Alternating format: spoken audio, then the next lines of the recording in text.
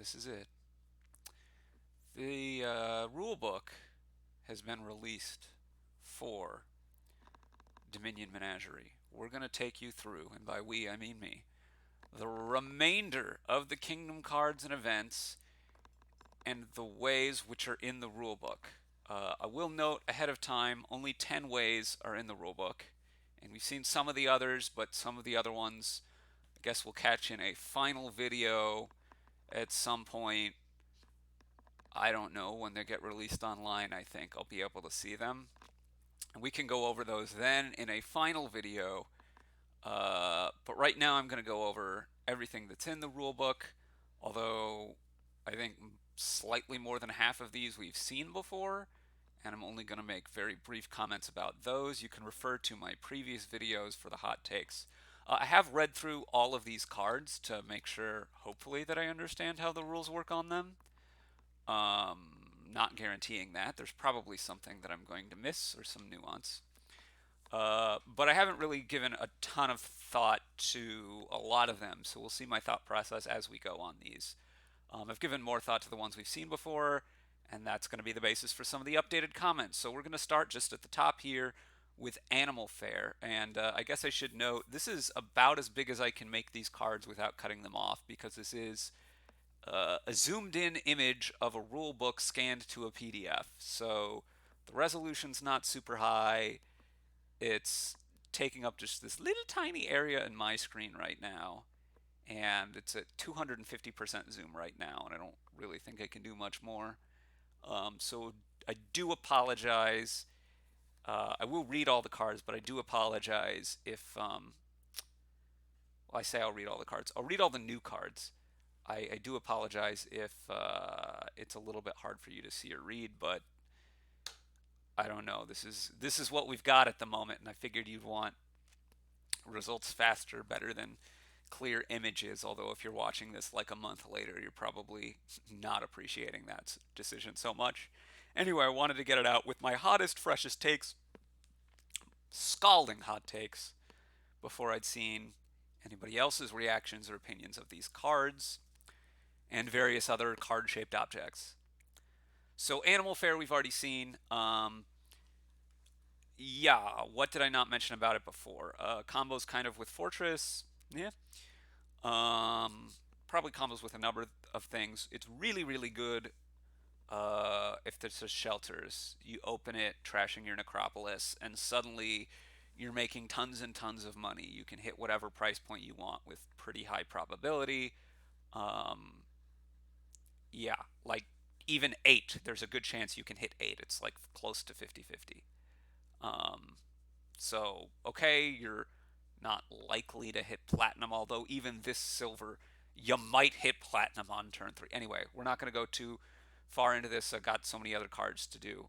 Barge, yeah, it's good. I don't really have much else to say about it. You usually want to play it for the now effect and not the duration effect. Black Cat apparently is really good against a big money opponent who isn't paying much attention to this, or maybe even if they are paying some kind of attention to this, having a ton of these kind of wrecks them, apparently. Having said that, meh. Uh, I don't think that's going to be that important that much, and also they can probably just build a lot more before they green instead. I don't know. But yeah, I guess it's a thing. Bounty Hunter. Bounty Hunter has this nice property that it can keep your deck thin kind of towards the end once you're greening. I didn't go into this, I spoke about it a little bit, but it actually seems like a pretty important part of the card. You know, you just exile all your provinces away. You don't have to lug them around anymore. Helps you maintain reliability. Seems really strong. I've scrolled down a bit too much. Seems really strong. Opens up a number of golden decks that are kind of similar to, say, the Bishop ones, but is non-terminal. Apart from just being a really good opener that helps you hit 6 a lot. Camel Train, I still don't really know. Go watch the video. Cardinal, that video was only like a day or two ago. Go watch it. I think it might be even a little bit weaker than I had there. I think I thought it was going to be a little bit better than Marauder. Now I'm thinking maybe a little bit worse, but still in roughly that power level. Still a little hard for me to evaluate. Move on to the first new card, which is Cavalry. Cavalry is a 4-cost action card, and it says gain 2 horses. And then below the line it says when you gain this, plus 2 cards, plus 1 buy, and if it's your buy phase, return to your action phase. So we've got the if it's your buy phase, return to your action phase from Villa, but unlike Villa, this card A doesn't go to your hand, B um, doesn't give you extra actions. So if you go back to your action phase and you'd used all your action plays, then going back to your action phase isn't going to help you much. Although, if you have more treasures because you've drawn more somehow, for instance, from this, but also from other stuff, you can play those and use that money, whatever benefits those treasures get you. So that's something at least, right? But not having the action seems like a big deal to me. But let's start. Let's start with the on play effect. So gain 2 horses, and I think there's a couple of other cards in the set that are similar gain 2 horses kind of text. Gain 2 horses on a terminal action means that if you are able to play those horses the same turn, right? You draw those horses, you play the horses the same turn. So if you're able to do that and encapsulate this all into a card, you've drawn 3 cards, or you've had to draw 3 cards. You have to draw the cavalry, you had to draw the horse, you had to draw the second horse, and you've played those and you've drawn 4 cards. So you're net up 1 card and you're net down 1 action. It's much like Moat or Lackeys, right? These cards that are just terminal plus 2 cards. It's much like that. Having said that, this gets played probably at the end of your turn as opposed to in the middle, and you get the horses for the next turn. So you're not drawing stuff dead because the draw itself comes from the horses. If any of you have missed my other videos, what a horse is, I guess I should explain. A horse is a 3-star. The star doesn't really mean anything here, but it's a 3-cost action card that is not in the supply, so the 3 cost is also not that important. 3-cost action card, but basically it's an experiment. It's plus 2 cards plus an action. Return this to its pile, which is not the supply. There are 30 horses in the horse pile. The horse pile can run out, and this gets to be terrible. Probably just from these, they're not going to run out. But if you have another card that gains you horses, it's a thing that can happen. Yeah, what to say? So anyway, overall, it's like a moat, except you're not drawing stuff dead. So that's like a little bit better than moat, but this costs 4. Moat costs 2, and moat is generally not considered to be that great of a card. Moat also has a reaction. Lackeys has the villagers. So I don't think this looks particularly strong of an effect. Although, not being able to draw dead and setting up for later is nice, but also not getting much any immediate benefit is not so nice. So overall, I think this is pretty weak. But then we have to work out the on gain effect, right? So when you gain this, plus 2 cards plus a buy, and if it's your buy phase, return to your action phase. So let's say you buy it. You can buy something else and then buy this, and you've drawn this and the other thing, right? So you've drawn your deck, you buy something else, you buy this. You draw this and the other thing. If the other thing made a bunch of money, then this was kind of free. But it's still not that great of a card for your deck. Maybe you can play it and get your horses and up your reliability a bit for next turn. I don't know. I still don't think it seems that strong. You do get the buy back, right? If you're gaining it mid-turn, it's a way to draw maybe, right? So you workshop and gain this, and that can continue to draw you cards. That might be a nice, useful function, although do note that now you have this in your deck, and it's not that terrible of a card, but it's not a particularly good card. It's also a way to get plus buy if you can workshop it out of your things that would normally only gain. So watch out for that. But I think overall this card is not very strong. And the biggest things that you can be doing with it are gain and play, but it only does draw you a couple of cards.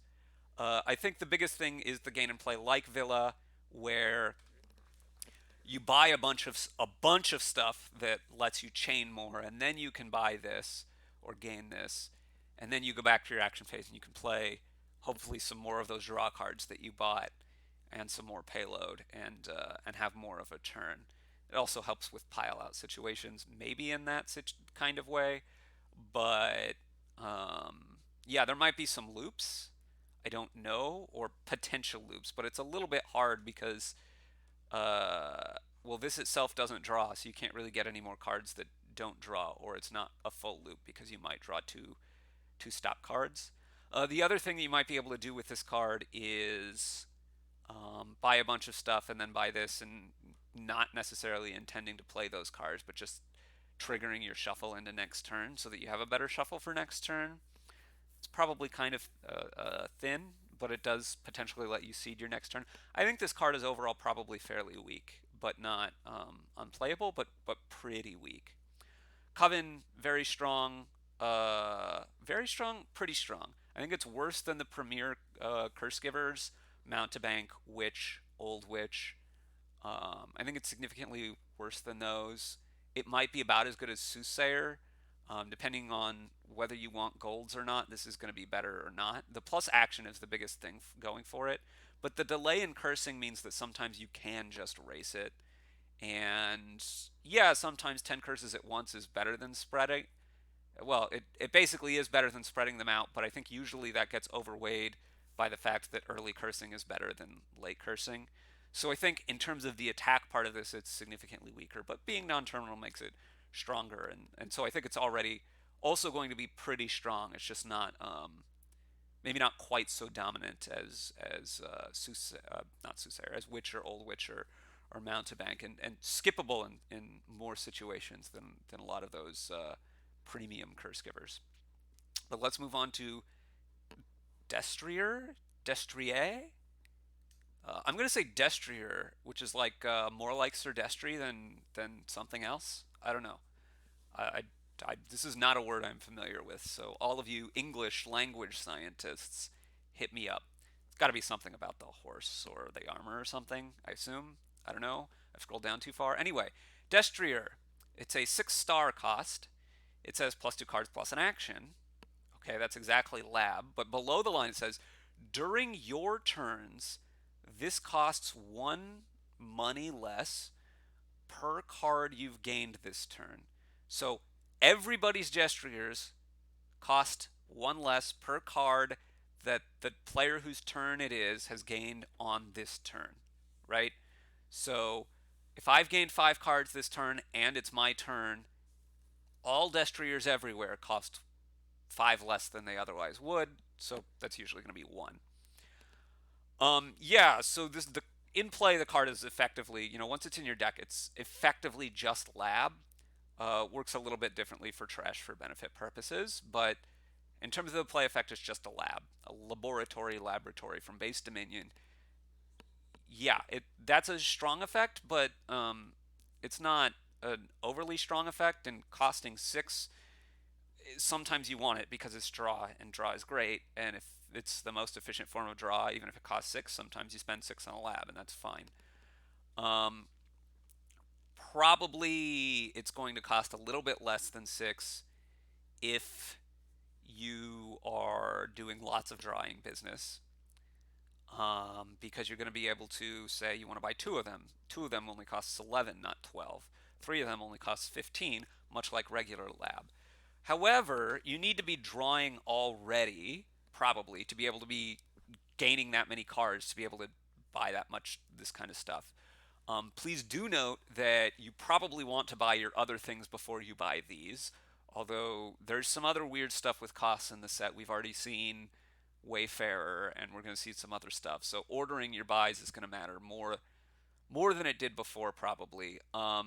Messenger, I mean, you messenger first, you've gained 2 cards, and so then this costs 4. So if you want to go messenger into something in this, that works. If you've gained cards in your action phase, you can maybe messenger these. Your opponent will get 1 because it costs 4 for them too. It costs 4 for everybody.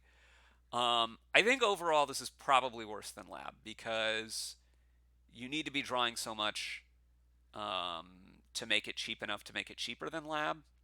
Although, like I say, it does probably do better with most trash for benefit. And the other thing is, once you are drawing, you often want to be adding payload and then add a little bit extra draw to continue to draw with these more stock cards you're adding, whether they be payload or green cards. And this is a card that can help you out there, right? It's not that uncommon to be gaining 3 or 4 cards in a turn. And at that point, making this the last 1 or 2 of the cards that you're getting is pretty nice.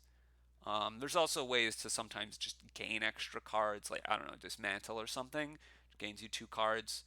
Um, Transmogrify, Cobbler, those things should all work well with this. I still think overall it's probably a little bit worse than Lab, but there are going to be cases where it's much, much, much better. And I don't think there are going to be that many cases where it's that much worse because it's not like Lab was like the first 5 you wanted to get anyway. So overall, it might be better, but the point is it's all situational, and like you can figure that out when the time comes. Let's move on now to the next card, which is Displace. Which place? Displace. Yes, it's Displace.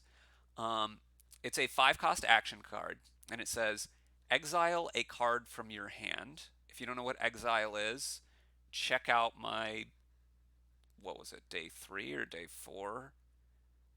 I don't remember what day I went over exile, but one of those early days. Basically, what exile is if you exile a card, the card is yours, so it counts for end of game scoring.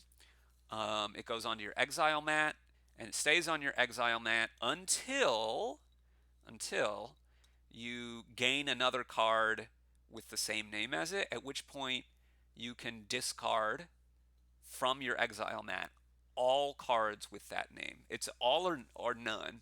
So if I have 3 golds in exile and I gain a gold, then I can either put those 3 golds from exile into my discard pile, or I can leave all those golds there. I can't take 1 or 2. I have to take either all 3 or none of them. So okay, and they go from my exile mat to my discard pile. Great. I guess exile was a mechanic on Coven already, but I didn't go in that in depth because you watched that other video if you were right.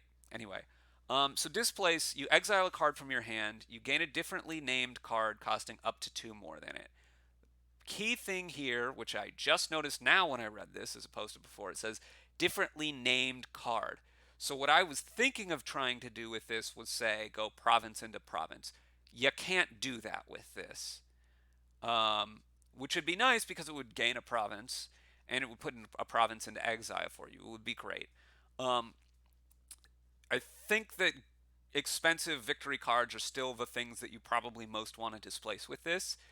But unfortunately for you, you can't get like say Exile Province and get another one. You have to get a card that like helps your deck instead, or you could like get a duchy with it maybe if it's really close to the end of the game.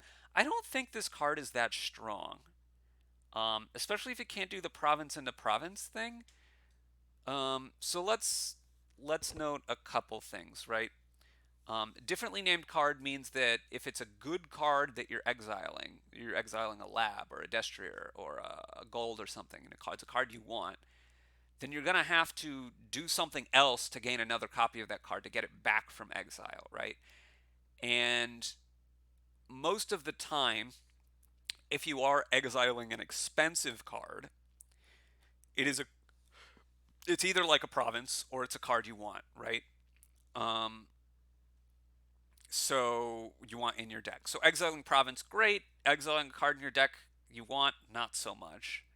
Um, you can exile, say, coppers, which isn't really better than remodeling them in that case. You can exile estates, which is a little bit better than remodeling them because you still have the points by the end of the game. But I don't think of remodel as a particularly powerful card, and it costs 4, and this costs 5. And remodel, you can get the same card back, like you can mill a province with it. And this you can't do that with. I think this will still have its places um, in certain spots where you say have a province and you want to exile it and get a different thing, but mostly to exile the province to thin your deck of the province while still keeping the points. But that's kind of thin, and like at what point in the game are you getting this card? And it's not clear to me when that is.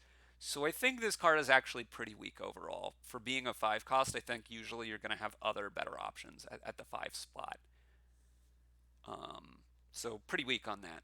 Falconer, action reaction, costs. I need to look better at where I'm scrolling. Falconer is an action reaction card. It costs 5. And it says gain a card to your hand costing less than this. Then there's a horizontal line and there's the reaction part. And it says when any player gains a card with 2 or more types, action, attack, etc., you may play this card from your hand. So that can be on their turn. They buy one of these, they buy a crown, they buy the command cards right now have multiple types. So that's Overlord, there's a lot of cards that have multiple types. Doesn't care how many types as long as it's more than one, right? Ruins, by the way, have multiple types. So it could be that you play a cultist and you have this in your hand. You got to play this from your hand. So that's one combination that I actually just thought of, but seems pretty good, right? You can get these in cultist decks, and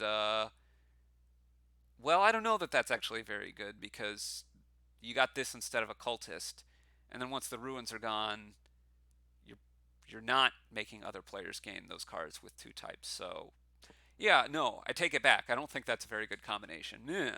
But maybe it works well with Marauder. I don't know. If they get a Marauder, that Marauder's also an attack, and it's a looter, and it's an action. I don't know. Let's mostly think about the top part first. Gain a card that costs less than this to your hand. So this is like a workshop that gains to hand. It's like Sculptor, right? The top is exactly like Sculptor except without the villagers part, and it says costing less than this rather than up to 4. So there's 2 main differences between the top part of this and Sculptor, right? The 3 main differences overall, right? This doesn't give you the villager. Sculptor gives you the villager if you gain a treasure.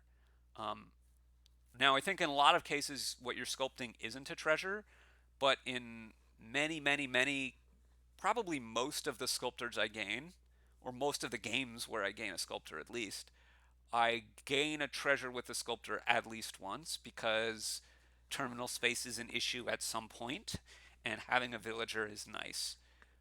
So it might be that I'm mostly using it to gain action cards, but the ability to have villagers come from it is usually a significant part of its power. So I think this is actually significantly weaker for that reason. The other reason being this doesn't work with cost reduction. So with cost reduction, you can say sculptor a sculptor, or sculptor any other 5 thing that normally costs 5, right? With enough cost reduction, you can sculpt provinces. You're never going to do any of that stuff with this. If you have 5 cost reduction effects in play, you can't gain anything with this. And okay, if you have 1 in play, it basically you don't get a cost reduction effects don't increase the power of this at all. So it doesn't work well that way, and I think that's not nearly as big a blow as the villager thing, but also it will come up more often than never by a fair stretch. Um, so that makes it significantly worse, I think, overall than Sculptor. And I think the reaction, well, if you can play it off the reaction, that's really nice. I don't know how often other players are going to be gaining cards with multiple types, uh, particularly if they know that you have these. They may be slightly less inclined to do that, although it probably won't really matter much. Um, the the thing to note, I guess, is that obviously every game with this will have a card with multiple types because this is multiple types. And if this card is very strong, then you both want to go for it. But if this card is only maybe strong, then you don't, you know, I don't want to be the only player that has one of these uh, counting on the reaction part necessarily, right? Having said that, maybe just the gaining to hand of the other normal sculptor bit where I'm gaining stuff to hand I mean, that's a potentially very powerful effect. Um, okay, this is my scalding hot takes. I'm gonna say I don't think this card is very good. It's gonna have its spots for sure, where there are a lot of cheap components to help you get your action and cards flowing. And especially you're gonna need to have a lot of villages so that you can play a village before you play this, gain the thing, and be able to play it. If this is only gaining silvers, it is not impressive. And then the reaction, right now I'm not thinking it's super important, but I don't know how often that's going to come up overall, and maybe that helps it a lot. If you can react to it, that makes it a lot better because it's it's plus an action basically. On You got to play this. The thing goes to your hand, so if it's on your opponent's turn, which it probably will be, or you can gain, right? So I guess that's the other thing, right? If you have a handful of these and you buy one, you can play the other ones. So they chain off, which alleviates to some extent. Yeah, actually, maybe that makes this really strong. I haven't really thought about that. So if I have a village and then I have a bunch of these, I have a village, I play this. If I can gain a multi-typed thing that's cheaper with this, I can then chain off a bunch of other ones. I just think it's going to be a little bit hard to gain to have a lot of these in hand, and I don't know how many cards that cost normally less than 5 and have multiple types and are cards that I want to get. Are I don't know how common that is. I can't think of all that many, although I mean there's a fair few. There's durations, there's I don't know. Uh my guess is though it's still not all that strong, and well, significantly weaker than Sculptor. I think I'm lower on Sculptor than most people, although Sculptor is quite strong. So I think this is weak-ish, but certainly not super weak. If I want to go on like the band of percentiles of Dominion cards, I'd put this at, I don't know, the 40th percentile. Anyway, let's move on to Fisherman. Fisherman is a 5 star, 5 cost, but note the star, action card, and it says plus a card, plus an action, plus a money. And then there's the line that says, during your turns, if your discard pile is empty, this costs 3 less. So the main way of doing this is to be at the top of a shuffle. Um, or to be at the top of a shuffle because you've drawn your whole deck, say. Note, however, that if you gain this, then it will go into your discard pile. Your discard pile will no longer be empty. So it's going to be hard to get multiple of these that are as cheap as costing 2, right? It's going to be pretty hard to do. There are some ways to do it. If you can like immediately play this, or if you have a gainer and then you draw the rest of your deck and you play this, and then you can gain another one and then draw it and then play it and then gain another, or draw it and then play another gainer and then play it, the copy of this. There's ways you can do it, right? Top deck things, right? If I have a Royal Seal in play or a Tracker in play, then I can, or a Traveling Fair, right? I can buy multiple of these, and if I top deck them, then my discard pile will still be empty, right? Your draw pile doesn't need to be empty, it's just your discard pile. So that's all important to think about.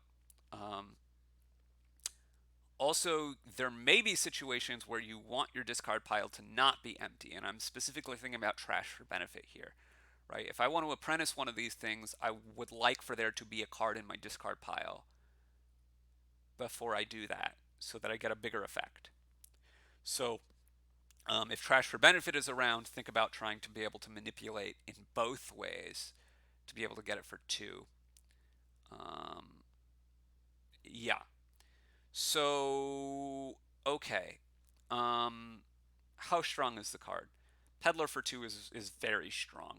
Um, so I think the card is pretty strong, but obviously not nearly as strong if you're paying 5 for it.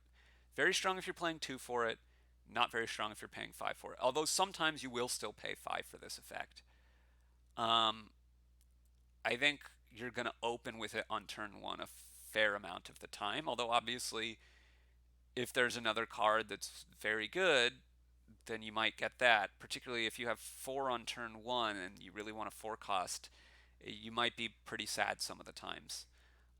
If you have 3 on turn 1, then you're going to be a lot happier because you can open this and then your 4 cost. If you have a 2-5, then you're probably going to be very happy you can open this in a 5. If you have a 5-2, you're less happy. But, you know, things are what they are. I think this card is very strong, but it's going to be a little bit hard to pile drive because you really want to be getting it for 2. Um, yeah, what is there to say? It's a good card. But not like overpowered by any means. It's just nice to have. Gatekeeper is a 5 cost action duration attack. It says at the start of your next turn plus 3 money. Until then, when another player gains an action or treasure card they don't have an exiled copy of, they exile it. So this makes it hard for your opponent to gain the cards they want to gain. A little bit, right? So if they gain 2 or more copies of the same card in a single turn, then they just exile all of them until the last one, and then when they get the last one, um, they don't have an exiled. Or actually, they exile the first one. They just gain the second one in normal, and it's just the point is the last one they take the thing out of exile if they want it, right? And so 2 copies, 3 copies, 4 copies, 5 copies. Doesn't matter how many copies they're getting. If it's more than one, they can effectively gain them all. In fact, I think they do gain them all, right? You gain it and then you exile it. So watch out for that. But you gain them all, you get them all in your deck, basically, is what I'm trying to say. So that's if they're getting multiple copies of the card anyway, then the attack doesn't really hurt them. If they were maybe only getting 1 copy and you make them get a second copy, then that's, I guess, nice. Maybe, but maybe the difference between getting a second copy of a card and what they were otherwise getting is not such a big deal. But maybe it's annoying because they want to be able to get one of this and one of this, and now they have to get 2 of them or wait another turn to get them. Note that if it's an action or treasure card that they want for some reason to not have in their deck, and it's hard for me to think of these so much, but there are some action and treasure cards that are worth points, say for Obelisk, then maybe they want to be able to exile it. Okay, so they could exile one of those, great. Or treasure card, right? I'm gonna get a copper for my fountain or for palace or something, and I don't necessarily want it in my deck. That could come up, I guess. That's going to be pretty rare. I think the bigger thing, though, is just that this doesn't do anything for you right away. It's just the attack. I don't think the attack seems particularly strong, as even if they don't get the cards now, they're likely to get another copy next turn or sometime slightly later, and they'll be fine. And only 3 money next turn is just not that big of a benefit, right?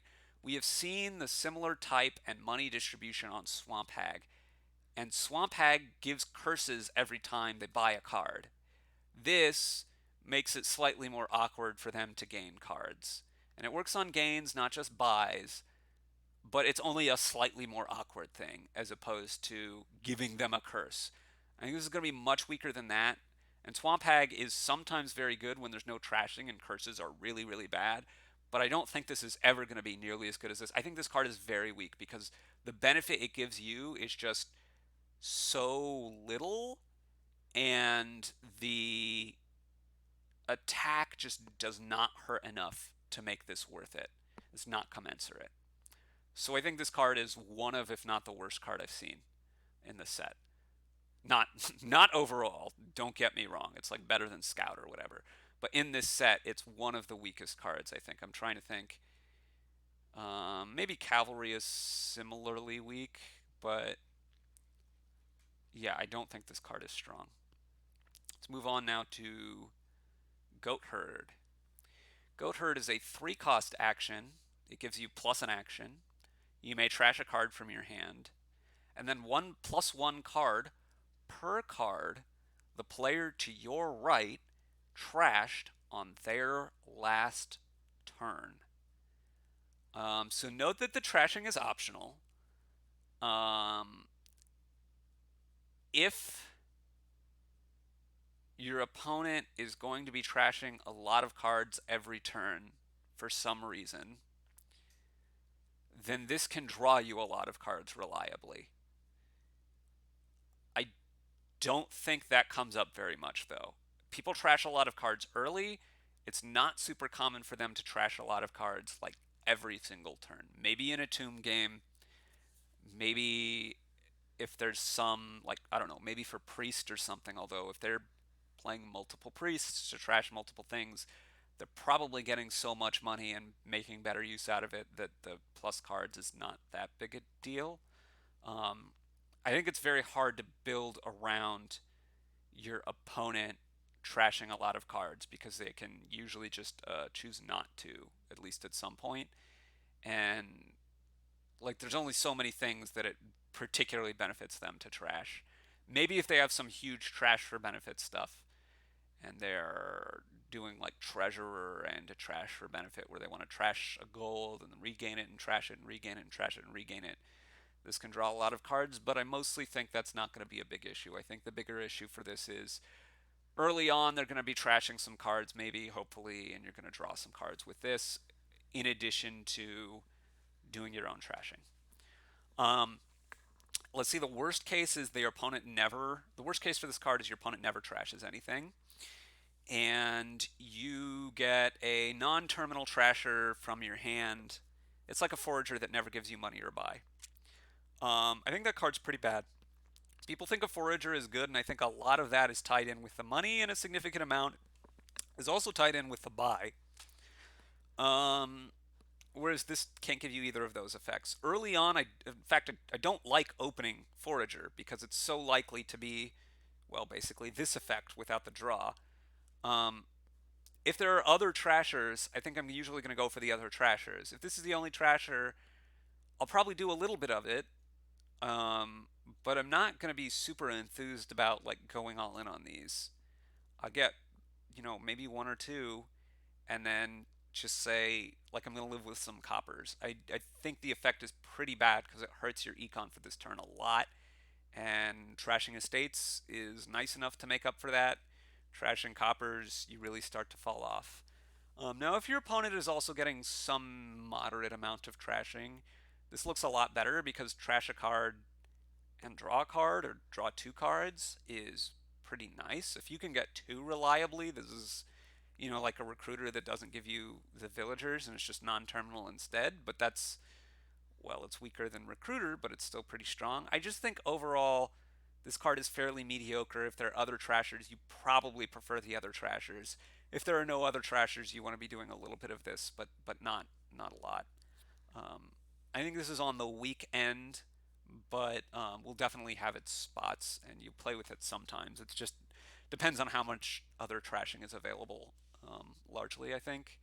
Um, and I think you might think that other trashing makes this better because it makes this draw more cards, but I think it actually mostly makes this worse because you're not drawing that many cards that much. But you might do a little bit of a mix of, open with Steward and this or something and hope to draw a lot off this because it is non-terminal. I think that kind of an effect might be pretty common. Anyway, let's move on. Groom. Groom is a 4 cost action.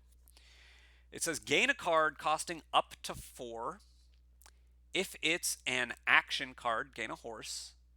Treasure card, gain a silver. Victory card, plus a card, plus an action.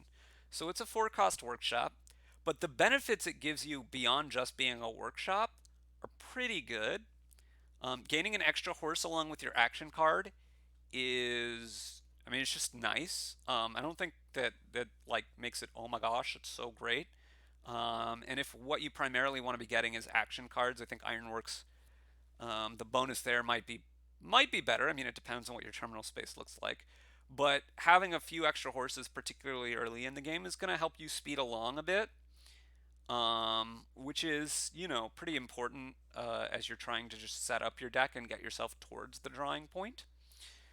Um, if you gain a treasure, gain a silver. So gaining an extra silver is typically not that great. You get diminishing returns on extra silvers pretty fast. So that's like only so. But on the other hand, you were gaining a treasure card with this. So clearly that means that there is a treasure card you want in your deck, and you want probably a lot of card copies of in your deck because you got a workshop for it as opposed to getting it. So like in that case, maybe there's some specialty treasures, but probably silver's. I mean, most often it's going to be the silver that you're gaining. Maybe it's a supplies or something, and you have to take a silver with it, but that's still like fine. Um, but basically, this can get you if you're getting a workshop for silvers that often doesn't pay off because you're just behind in money. This gets you two silvers every time instead of one, which I'm still not sure if it would pay off or not, but it might do. It might do, particularly if, say, you're doing some like Duke or Silk Roady kind of thing. Having the extra, just like having a big old deck that's immune, not immune, but resilient to getting a lot of green cards, then having extra silvers helps you consistently hit 4, 5, 6 a lot if you're not drawing. So getting the extra silvers there, this is going to be a lot better than Workshop in those cases. Although Workshop wasn't that good to begin with, so I don't know this will be particularly great, but maybe there's some other stuff you want to gain sometimes and then gaining silvers. I don't know. I think that's, kind of the weak option. I mean, and then gain a victory card plus an action, right? So usually you don't want to be gaining victory cards very early. But late in the game, you gain an estate and you cantrip. That's better than Ironworksing one, say, because you get the action as well. There's also, the all the action victory cards that you might actually want, like a mill or something. This cantrips and gains a mill. That's pretty nice. But then I spoke about Silk Road a moment ago. I think this is maybe the take knocks off. I suspect actually that this knocks off Ironworks in terms of the best workshop variant for these rushes. Um, so the main things I'm thinking of here are it's it's Silk Road and Gardens, right? And the problem with your workshop for Silk Roads or Gardens rush is usually that you want to get your workshops first because otherwise you're not really rushing to much of anything. But if you get so many workshops first, I mean, the gardens or the silk roads don't do anything for you in your deck. The workshops do, so you obviously want the workshops first. The problem is if you get too many workshops in your deck that collide, and then the extra copies still aren't doing much for you, so that's pretty bad. Ironworks gets around this because to some extent, but you can still only ever get one green card per turn. This card gets around it to a huge extent because you could just gain a green card with every excess copy of the workshop you have.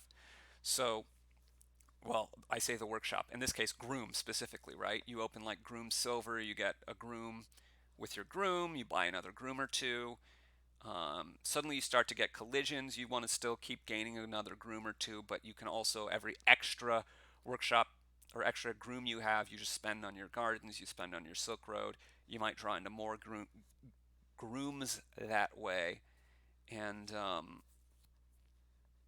yeah, that's just helpful to what you're doing. Very helpful to what you're doing. And you can three pile on Grooms, either the gardens or the Silk Road, and estates, right? I think fairly easily, fairly quickly. So I think that's definitely something to watch out for.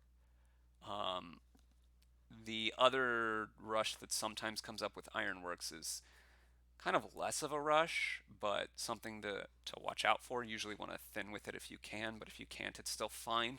Uh, Vineyard and Ironworks is still probably better than that for that than this because the non-terminality is so huge.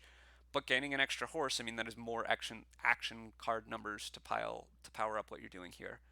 But I mostly just think that in terms of workshops, getting the extra horse for reliability is nice. Getting the extra silver if you're trying to add payload is probably nice. And being able to cantrip at the end, whatever point in the game that it is that you think you want to be getting victory cards, is also nice. So this is good as workshops go. Um, Not like Inventor, which has the cost reduction, which makes it be broken, but I think it might be better than Ironworks, quite frankly. And no, I'm. This is my scalding hot takes. I'm going to say it is better than Ironworks usually, even though there are going to be a few situations, obviously, that Ironworks is better. This is a significantly better card overall, I think, than Ironworks, and a very good workshop. Let's move on to Hostelry. Hostelry is a 4-cost action card that says +1 card +2 actions. And then it says, when you gain this, so there's a line, right? And then it says, when you gain this, you may discard any number of treasures revealed to gain that many horses. So you could just use this as straight up a 4-cost village. You don't have to discard anything, it's fine. But if you want to discard things, then you can keep back, you know, whatever treasures in your hand and discard them and reveal them and get that many horses instead. So, okay. Well, basically that's mostly going to be coppers, and it's going to be you can spend 5 to get a village and a horse, or you can spend 6 to get a village and 2 horses, or 7 to get a village and 3 horses, etc., etc., etc. I don't think this is very great. I mean, obviously, if this is the card you want, if a village is what you want, getting a horse is fantastic. If it's free, right? If this is a card you want anyway, then great. I don't think this is going to make Hostelry a better card than many 5s where Village wouldn't otherwise have been better, right? Maybe in some cases it's very close already, but I think for the most part, I'd rather have that 5 cost. At which point, I'm not discarding when I gain this, at which point, now if I'm workshopping into this and I have some overdraw, then great, I can use that overdraw to get extra horses. On the other hand, if I have overdraw, getting extra horses to redraw all the treasures anyway is not probably the thing that I need. But I mean, sure, maybe it comes up and it's nice. I don't know. Maybe you're playing this with some kind of a draw to X deck and you have a workshop and you workshop gain this and you actually want to actively discard the treasures. In that case, this is very nice. But I think for the most part, it's kind of like an overpay thing. It's not exactly overpay because you actually have to have treasure cards in your hand as opposed to, and you can do it on gain as opposed to having extra money, which could come from any source. But it's kind of like overpay, and like horses are nice, but 5 costs tend to be, and it's going to be situational. Maybe the other 5 costs just aren't that great. Maybe you really do want the village anyway. And you'll take the horses then, but I wouldn't be like relying on them to make this card like, oh my gosh, it's so much better. I think a lot of the other villages give you nicer support. For instance, if the option is between this and Bazaar, if I really need to draw, I'll take this, but very often the money is going to be, better, I think, because the horse is a one shot. And a one shot draw at an extra card once, I think is usually going to be worse than a money every time I play it. But near the end of the game, this comes into play again a bit more because, okay, I'm greening whatever, my deck is not so hot. Let me get one of these and get a couple extra horses to help my reliability, say, to just boom, instantly juice up. So that's the other thing to watch out for. This is near the end of the game, getting this helps your reliability quite a bit potentially. And near the end of the game, the one-shot nature of the horses doesn't hurt as much.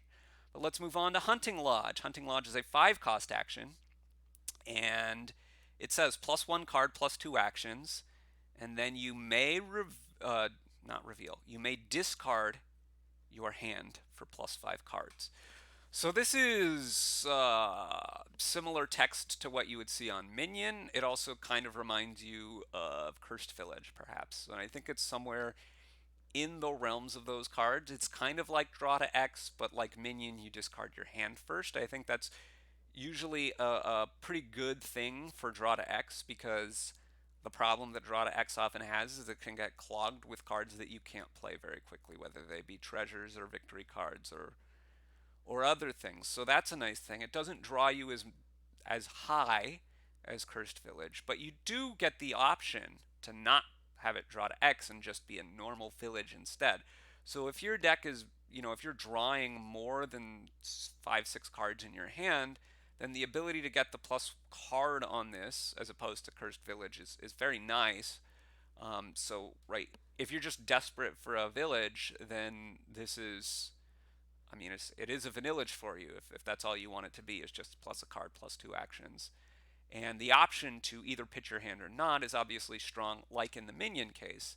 Now, Minion has a couple of things over it, namely that it attacks, for one thing, and that's a big deal. But also, it can make money. So, with this card, with Hunting Lodge, you need other sources of payload because just a bunch of villages and or villages that pitch to give you bigger hands aren't really going to do that much for you. You're just spinning wheels and not doing anything. So you need alternative payload. And if you're trying to make use of the, pitch your hand and draw 5 cards part of this, then that alternative payload you're going to want to be action cards usually. All maybe some kind of villain nonsense can come in as well. Um, but usually you're going to want it to be, some kind of discard for benefit or actions more specifically, right? So yeah, you're going to be wanting to look out for that. They don't necessarily need to be terminal, although because this is a village, making it terminal makes a lot of sense. So, horse traders, but also mill or artificer, even just normal money making cards, your goonses, your bridges, your wine merchants, whatever your animal fairs, whatever it is that you're trying to use to make money, will work with this. You need to have one of the nice things about this in terms of draw to X decks is you typically want to have a lot of villages in those so that you can play some of your payload before you pay your draw, and this is a village on its face. I think like Minion, you're not going to want to play all of these to pitch, and you may still want to have other villages because the pitch is the big benefit for this. Otherwise, it's an overcosted village. But the optionality is nice. I think this card is actually going to be very strong. I think it's going to be better than Cursed Village generally. I think it's going to be. Do I think it's going to be better than Minion generally? I'm going to go with yes. I think the terminal payload tends to be good enough these days that I do think it's going to be the case that it will generally be better than Minion. Although the attack on Minion is not nothing. It's not to be sneezed at. So do watch out for that as well. I think this card is kind of in that Minion range, but a little bit better. So quite strong, but not like broken. Oh my gosh, overpowered. Kiln we've already seen. The thing I want to make note about Kiln that I didn't say in my video before is if you thrown it, your first play has to either gain Kiln or nothing because the next card you play is the Kiln. If you king it, you have the choice of, okay, so I play Kiln and then I play Kiln again so I can either gain a Kiln or not, and then I play Kiln again so I can either gain a Kiln or not, and then I play whatever other card, right? And the next card I play, I can only gain 1 copy of. It's not 3, it's 1, because it's not while this is in play or the next card that comes into play after this. It's the next card you play. So if you king it, the next 2 cards you play, the next card you play for each of the first 2 plays of Kiln is Kiln. Having said that, sometimes that's good. I mean, often I think it's not, but sometimes it's good to where if you have a ton of extra draw, you can kiln and gain and play and kiln and gain a bunch of extra cards and just take tons and tons of extra cards in the same turn and just carve out a huge swatch like that. I just think that's going to be pretty rare overall. Anyway, I don't think kiln is going to be super strong, but it's fine. Livery, on the other hand, I still do think is very, very strong. And it goes nuts in a lot of cases, and the horse pile may well run out due to it fairly often, and maybe you need to make sure that you maintain a larger than average chunk, but just do keep in mind that you need the cards to cost 4 or more with livery. Mastermind, yeah, I still haven't changed my opinion on it that much. I think it's probably closest to Adventurer, I think. No, not Adventurer. Not, oh my gosh, not Adventurer. That's not remotely the card I was talking about. Captain. I think it's roughly similar in power level to Captain. You do tend, I think, to come out ahead when you Mastermind Mastermind. You get more plays of actions in the end, but on the other hand, it's not that many more. It's not nearly as many more as if you King King because the Masterminds stay out. A. And then B, you miss out on tripling an action now, which might help you get more better stuff now, as opposed to getting the more benefits later, and having better stuff now might outweigh the benefit of having more stuff later, given that it's not that many extra plays in the end. It's like one extra or something every time you do it. So, anyway, long story short, you have to think about it because it's kind of a close call. Yeah, Mastermind strong card. I don't think it's that busted though. A lot of other people seem to. Anyway, let's move on to Paddock. Paddock is a 5 cost action card. It says +2 money. Gain 2 horses and +1 action per empty supply pile. So we've already seen this gain 2 horses business on cavalry. Um, so Paddock has that same kind of text where you're gaining 2 horses. And it costs 1 more. It's a 5, and 5 is a premium spot in a lot of cases. But unlike cavalry, this gives you another benefit, and that's the money, which I think is pretty good. For money decks, the money decks that I tend to like to play where I'm just getting good cards and I'm not getting terminal draw, this effectively can replicate some amount of draw without it effectively taking the form of terminal draw because you don't get the draw right away. That's kind of a bummer. But the horses aren't terminal when you play them, and that's the part of it that gets the draw. So it's delayed, but effectively the drawing part isn't terminal. You're not drawing stuff dead. So that's nice. Um, and it kind of sort of reminds you a little bit of Vault, which is, some version of Vault that's +2 cards, +2 money, which is a pretty good effect for money decks. Um, this uh, doesn't have any of the discard synergies that Vault does. It doesn't have any of the overdraw synergies that Vault does. It doesn't have the drawback that Vault does. This is much better also when you can empty a supply pile. So when a supply pile is empty, this suddenly turns into being pretty darn good because it's now non-terminal and you can just play a lot of these and you are upping your draw. Um, how often you can afford to invest in these after a pile empties, I don't know about. But yeah, I don't think this is a super strong card. Now let's say, what if you're drawing? Um, if you're drawing, then gaining 2 horses just greases your wheels a little bit, and so you might want to have like one of these, but I don't think it's that important of a card because the payload is not that great, and if you've already drawn again, the horses just up your consistency, which is nice, but not something that you can necessarily invest too much in because it's not efficient in terms of payload. Um, on the other hand, it actually just kind of, if you're playing it every turn, it is kind of just like you're drawing an extra card. So it's you know, semi-terminal, quasi-terminal, +2 cards, +2 money. It's a fine card in those decks. It's just not particularly exciting, I think. Uh, in the money decks, it's going to be one of the better, but not one of the best fives. Like Treasurer, Butcher still impress me more. Although those may have more applications in the drawing decks too. I don't think this is going to be like I say. I think it's good for the money-ish kind of decks where you're just kind of playing the cards in your hand and making some money and buying one thing. I think it's good in those decks. I'm not sure that it is a sea change that's like, oh, well, this is around. I want to play one of those decks instead of the drawing deck. Like, not really. If it was somehow close because the drawing deck was really hard to put together, then maybe this pushes you slightly over the edge, but not by much. It's kind of a close run thing. Let's move on to the next card, which is Sanctuary. Sanctuary is a 5 cost action. It says plus a card, plus an action, plus a buy. You may exile a card from your hand. So this compares to Junk Dealer, it compares to Upgrade. It's in that kind of family where it's a cantrip thinner. Those cards are typically very strong 5 costs. This gives you a buy, so it can also be the precious buy you need. You don't have to trash a card with this. It says you may exile. First of all, it's not trashing at all, it's exiling. But it says you may exile, right? So, one of the drawbacks of Junk Dealer is at some point it gets hard to play because you only have good cards in your deck. This doesn't have that drawback, so that's nice. This doesn't give you money, so that's a downside compared to Junk Dealer, and that's a real thing. But exiling cards is, well, is it better or worse than trashing them? If the card is curse, then it's worse. But if the card is almost anything else, it's better. Um, because anything else is typically going to be positive points for you. I guess there's some cases where that's not true when we're talking about like Wolf Den or whatever the one is that gives you minus points for having golds and silvers.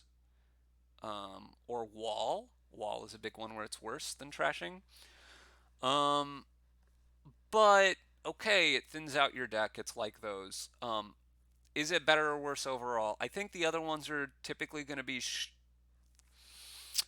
a tiny bit stronger if the plus buy isn't important, and this is going to be much stronger if the plus buy is important.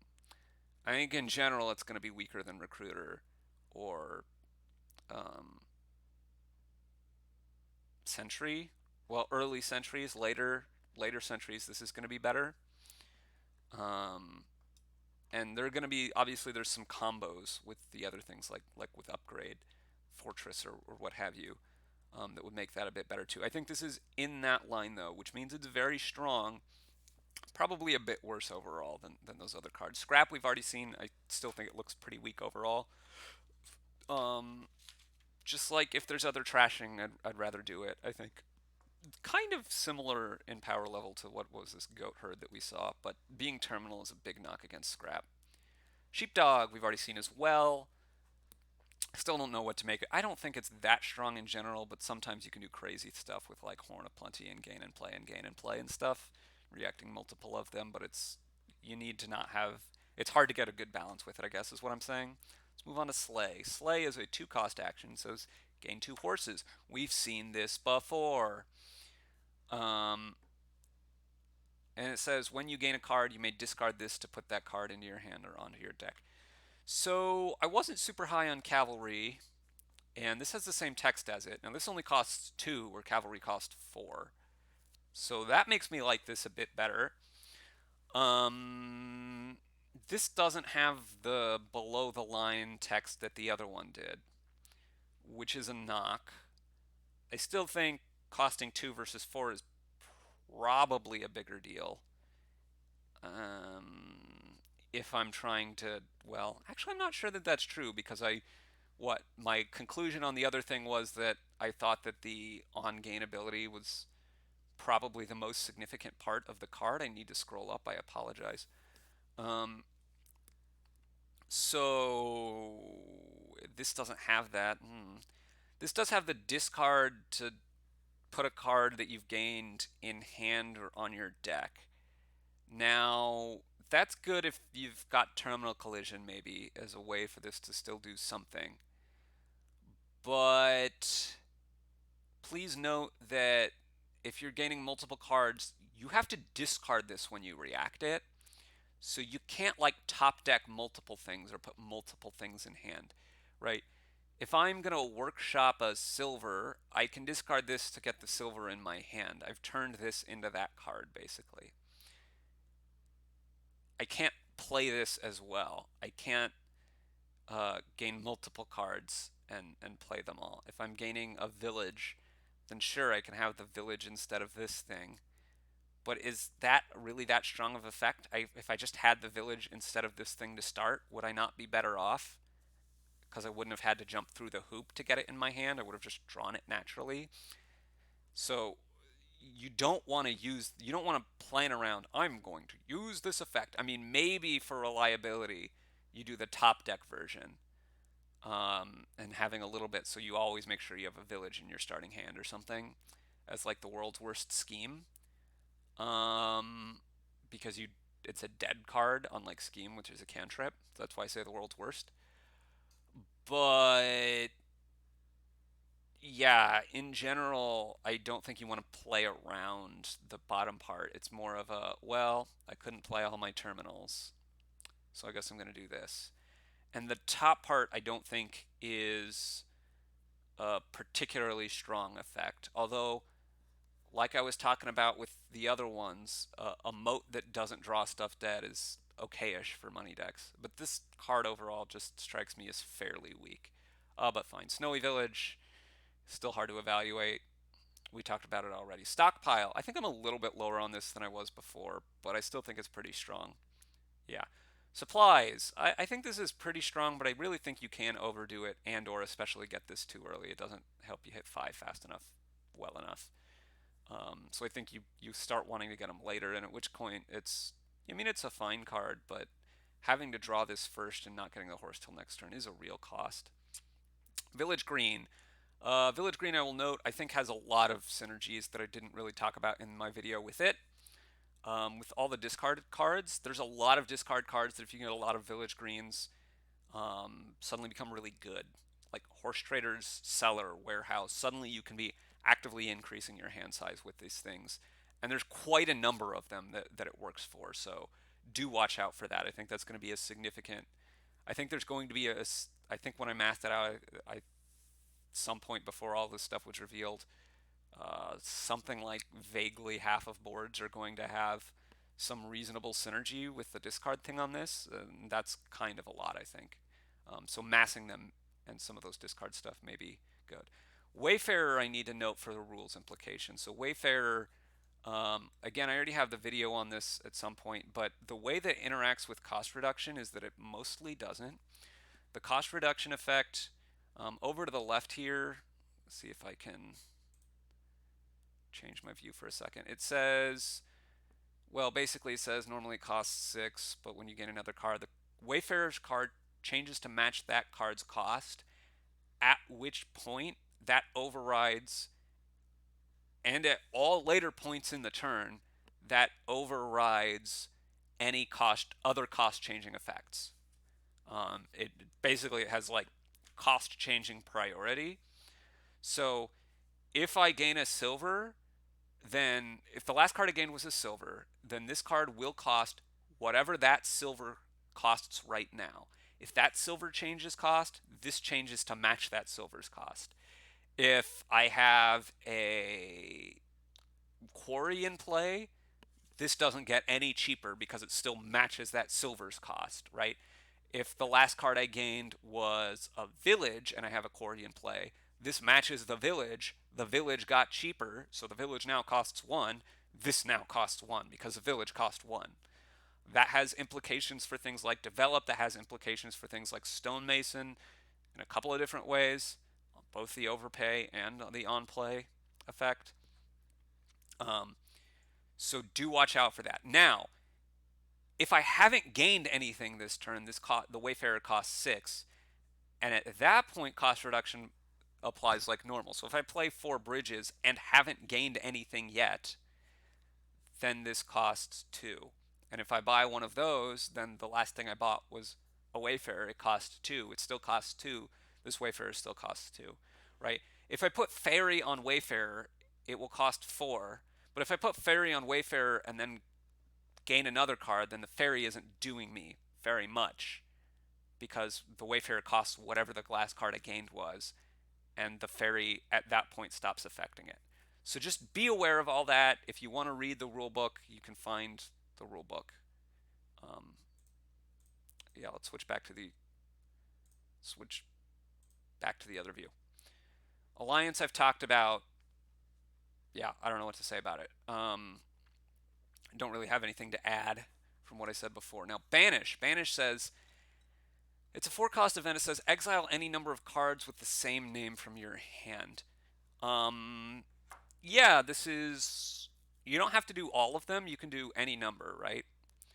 This is a really, really expensive way to thin, but you can do. Um, in fact, I think opening with it in your on a 4-3 or 3-4 is not that unreasonable. Just to be able to exile an estate is almost as good as adding a silver economically for you at the start of the game. So if you open silver banish an estate, that's got to be, I mean, it guarantees you hitting five for one thing, right? I haven't done any of the math on this, but it has to, right? You have 9 money in your deck, you have 10 cards in your deck. There's no way to split it into two hands that it doesn't make at least five once. So that's really good. Um, there's a chance that you can get silver, copper, copper in both your other estates and then banish them away, which is really good at that point. Um, there's also some chance that pretty quickly after that you can start exiling away a few coppers. Also note that exiling the estates means they're still going to count for your points, which against an opponent who's trying to trash them instead, if they're about as efficient as you, the couple points do sometimes matter. Um, I think this event is going to be very strong, mostly for very early in the game where you're exiling away those estates and maybe some coppers, although it's kind of an expensive way to try to go after your coppers because you can't play the coppers to exile them. The coppers still have to be in your hand. So, like, if your hand is silver, silver, copper, copper, copper, you can banish three coppers. Good for you, but you effectively spent seven to do that instead of four, and that's pretty expensive. Usually there's something good to get for five or six or seven. But banishing your estates I expect to be a very common play, and some coppers maybe once you start to draw a bit. But once you've started to draw that many coppers to where you have enough money to be able to banish a significant number of coppers, you must have drawn quite a number of cards, at which point banishing those coppers looks less important because you were obviously able to draw them anyway. Now, if there's some weird one-shot draw stuff, like you invested a lot of horses or experiments or something into it, then that might be a different story to where this, you're okay, so I drew this one turn, but I'm not going to necessarily be able to do that a lot. Similar thing with Sinister Plot. But overall, I think this event is going to be really strong. Towards the end of the game, you can banish, provinces, but by the time you're going to have provinces in your hand, I don't think there are going to be that many turns left for that banishment to mean an awful lot. It might be the best thing to do at points, but I don't think that it's going to be a super important play that much of the time. I think the early banishes are going to be much more important. Let's move on to the next event, which is Bargain. Bargain is a four-cost event, and it says gain a non-victory card costing up to 5. Each other player gains a horse. So, okay. Uh, the most common thing I think you're going to be doing with this is to spend 4 to get a 5. Um, Giving your opponent a horse is a real drawback, but it's less of a drawback in almost every case than, say, the drawback on Lost City, where they draw a card. So, to note, if you draw a horse and then play it, you had to draw one card, so that's minus a card, and then you play the horse, so you're plus 2 cards. You're overall plus 1 card, and you're action neutral. That is the same as the Lost City benefit. Um, or, a lab, the Lost City benefit where you gain it what your opponents benefit from, right? That's what I mean. Or, the benefit that they get from you playing a council room or playing a governor for a draw. That is hefty, but they don't get it right away, which they normally do for Lost City. And as we all know, now tends to be more important than later. Now, there's some other weird differences between this and, say, if you could somehow do a hand size attack afterwards, then you'd rather have the horse probably, but, whatever. It's a similar size drawback, I guess, to the Lost City drawback. Um, but I think slightly less. The other thing is they can maybe not play the horse the first time they draw it and save it for later. So maybe slightly more, but it's a similar size drawback to that, just them drawing an extra card, right? Um, how does that? What does that mean on this? Um, yeah, I don't know exactly. I'm sure that a lot of fives is just going to be so worth giving them the extra card like early on to get the 5 instead of a 4 early. Depends on the fours and it depends on the five. So if the four was a remake, I'm probably getting the remake instead of bargaining for a five. If the four is only okay, if the five is like a recruiter or something, then slam me that bargain. It seems like a bargain.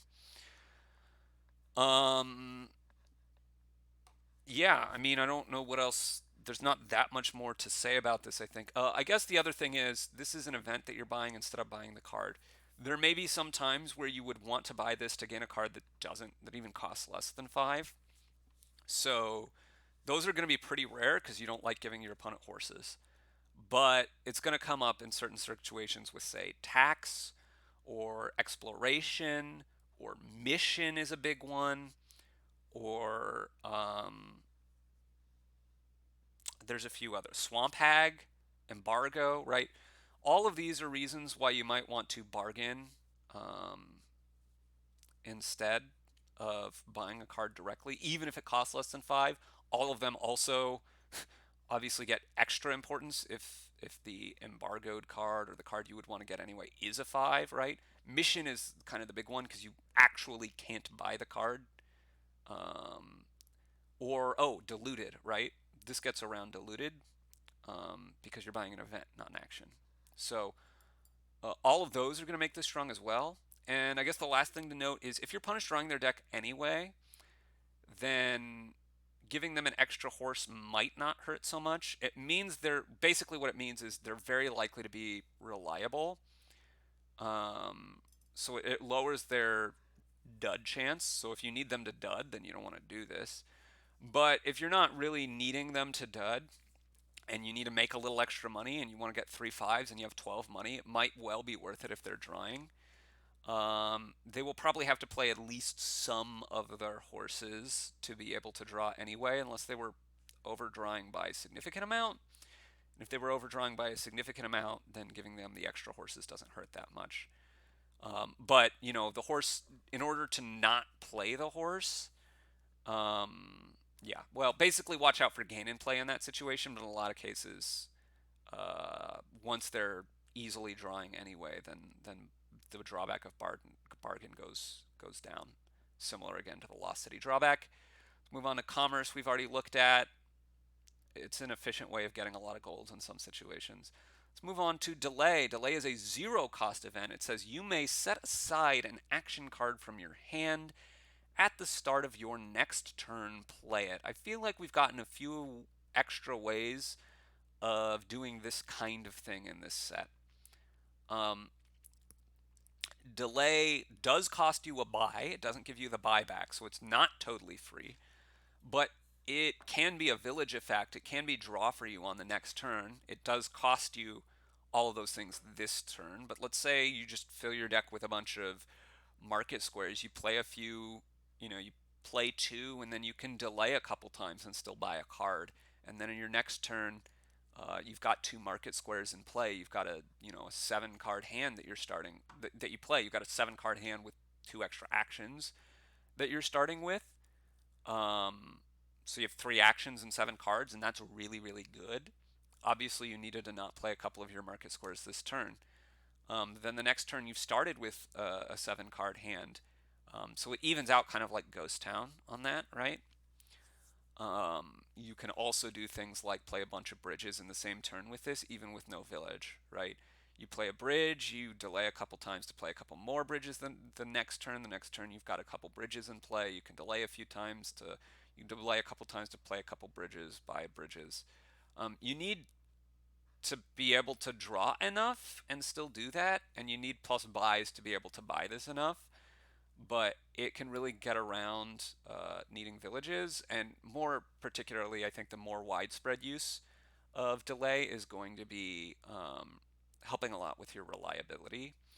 But also, like, say, Gamble that we have looked at, I think it was Gamble at some point, some of these other events, they help you out with terminal collision.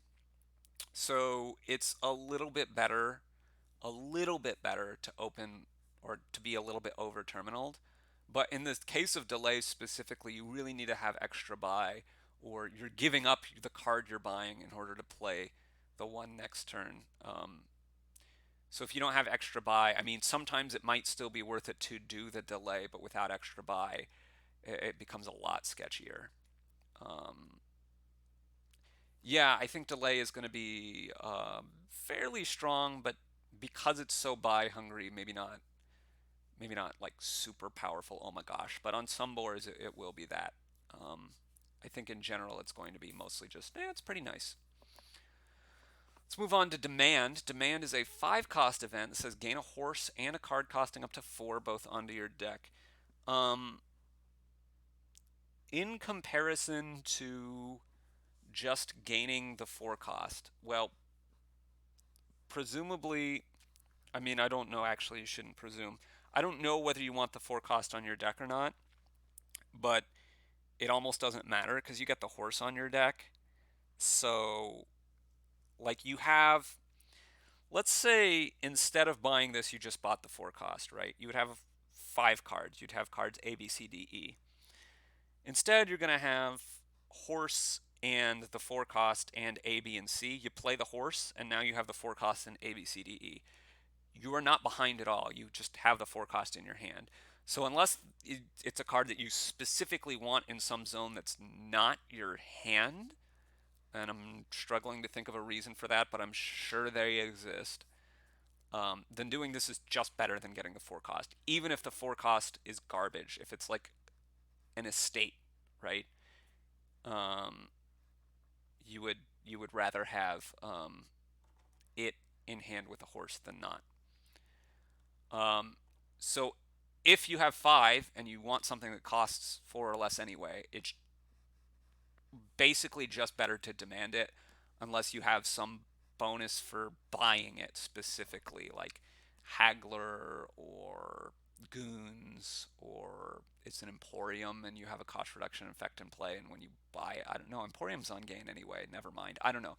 Certain things that trigger only when you buy them as opposed to when you, anyway, yeah, I don't know. Oh, Madman. Madman is also a thing for for for for bargain, and it's also a thing here for demand. Um, yeah, you could get a Madman because you're not buying a card, you're buying an event. Yeah, I don't. Again, it depends on how close was the 4 compared to what other 5 cost option anyway. I think this is going to be pretty strong, but um, not like busted or anything. It's very situational, of course. Desperation we've just looked at in my most recent video before this one, so check that out. Enclave. Enclave is an 8 cost event. It says gain a gold, exile a duchy from the supply. So the nice thing about exiling a duchy from the supply is it scores you the points, the 3 points the duchy is worth, and on the other hand, it doesn't clog your deck up.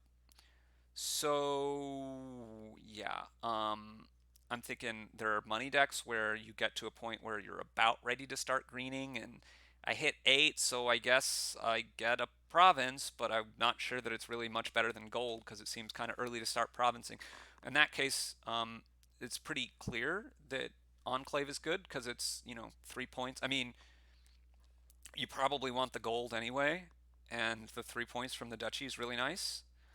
Um, the problem with this is you need to want the gold anyway, and you need to hit 8 at a point where you want the gold anyway, and you don't want the province, and you don't want to have buy like multiple things instead of taking the gold, which I don't think is going to come up very much, but it might. Trash for benefit. You can maybe even gain a duchy and take the other one off the mat at some point. I don't know. It's not impossible that Duchy Duke you hit 8 before you want to start getting duchies, in which case this is fantastic. I think mostly this is going to be like when you get it, you're going to be pretty happy. You're going to feel like it's pretty nice, but it's not really going to change your overall game plan that much, I don't think. Um, just the decks that want gold, typically when they hit 8, want to buy province. And the decks that would want to not buy province when they hit 8 typically are looking for something other than gold, I think. But I don't know. I mean, it could be that you're drawing and you need to add a little more payload, but you also need to start scoring, and you do that. It's fine. Enhance. Enhance is a 3-cost event. It says you may trash a non-victory card from your hand to gain a card costing up to 2 more than it. If you trash a card, you have to gain a card. You can't trash. I mean, so this basically compares a lot to Remodel. It's effectively Remodel in event form, which is really nice, except that you can't remodel victory cards, which is the main thing that you want to remodel in the early game. Um, Also, you're spending 3 money on it instead of an action play. You don't have to draw the action, you don't have to draw the remodel. I think this is okay. The big problem is, what cards do you have in your deck that you want to enhance other than your starting card? Like, that you actually want to trash besides your starting card? Like, you can enhance more expensive cards, you can trash them, but you're only doing that in your buy phase, so there's no gain and play opportunity. And um, what else am I trying to say with this? Uh, and typically, like your action cards, even a lot of your treasures, you'd rather play them than enhance them, right? You'd rather play them than remodel them in a lot of cases. So I think that's really holding this back. Now, I think the big thing that it's got going for it are your starting cards. Unfortunately, it can't remodel the estates. And coppers, it's only up to 2 more. So I think a big use of this card will be where there are strong twos that you can turn your coppers into them. So let's say there's a peasant or a page. On 4/3, you can pay 3 and turn a copper into the peasant or the page, as opposed to just buying it. And that's pretty nice. And this works for any 2 that you would like to get. But it's not like that fantastic. And then at the end of the game, I mean, um, yeah, you can turn golds into provinces, I suppose, if you've got the buys to do this. If you have 3 coppers and a gold in your hand, you can enhance the gold into a province. The other big thing, I guess the other big use for it is cards that outlive their usefulness. So, your remake at some point is going to be better as a 5 or a 6 than the remake, and you can enhance it away. You could also have remade it away. Your chapel, that kind of thing, your forge, maybe. Although, again, a lot of those cards still have some usefulness later, and it's not clear to me that it's often that you'd rather enhance them than play them. So I don't think this is overall that strong, but it will have its situations. Gamble we've seen, invest. Invest is a 4-cost event, and it says exile an action card from the supply. While it's in exile, when another player gains or invests in a copy of it, plus 2 cards. So if you invest in a thing and then your opponent invests in it, you immediately draw 2 cards. If your opponent gains it, you immediately draw 2 cards. If you've invested in it twice and they gain 1, then you draw 4 cards. Okay? So note that. Also note that you need to keep track of which cards in exile are cards that you've invested versus ones that are exiled for other reasons. So like if you have a bounty hunter and you bounty hunter a lab and you invest in 2 labs, you need to keep separate. These are the ones I invested in. These are the ones that I didn't. I mostly, actually, I've read further on. So it is possible to take not all the cards from exile of a type or of a name into your hand. It's possible to take, I think there's an event that lets you take just one. Um, so be aware of that, I guess. Um, yeah, it's so I think it's easy to look at this card or this event rather and think mostly of, okay, it's doing this thing where I'm dissuading my opponent from getting a thing because I get to draw cards, and that is something it does. I think it's easy to under appreciate the value of just exiling an action card from the supply. That effect seems very strong to me. Um, so it's kind of like Lurker in some ways. Um, Very expensive cards. It lets you get extra copies of them. So Overlord is pretty expensive, right? If I have a 4/3, I can invest in Overlord on turn 1 and then buy Overlord on turn 2. And I go into that shuffle at the end of turn 2 before turn 3 having 2 Overlords in my deck, and I'm only in 5 debt. It's an incredibly powerful effect. Um, Obviously, if you've done that, your opponent can might either invest or buy an Overlord, and then you'd be drawing 2 cards, and then your shuffles are different. So, like, watch out for that. But that's probably good for you, as opposed to bad for you. That you know you're drawing 2 extra cards. I mean, it triggers a shuffle, but it's a short shuffle, right? And you've drawn 2 extra cards. So that's, I think, usually a net good, but maybe it sometimes isn't. Um, and I guess you're gonna have to watch that on both sides. Discard attacks. Be aware of them. I don't really want to go into all the deep analysis of all that right now. But also later on, right? Let's say it's not an overlord situation, but I've got, I open some equivalent of silver or masquerade or something like that, right? I hit 4 on turn 3. I'm probably going to hit 5 next turn. I can invest in a 5 right now, and then on turn 4 I buy the 5. Now I have 2 copies of the 5. It makes it much more likely that I'm going to hit double 5, right? Because if I hit 4 and then 5, I got double 5. If I hit 5 and then 5, I got double 5. If I hit 5 and then 4, okay, it's a little bit sad. I don't. But yeah, do note that. Now, do note that this has to be an action card. But there's also expensive, like super expensive stuff, right? So you can invest. Um, I mean, for one thing, right? If you have a bunch of money in buys, let's say I just want to get 3 of a 5 cost, I can spend 13 money instead of 15 money with my 3 buys to invest twice and then buy one, and I get 3. Um, King's Courts, right? It's going to save me even more money to get a bunch of them.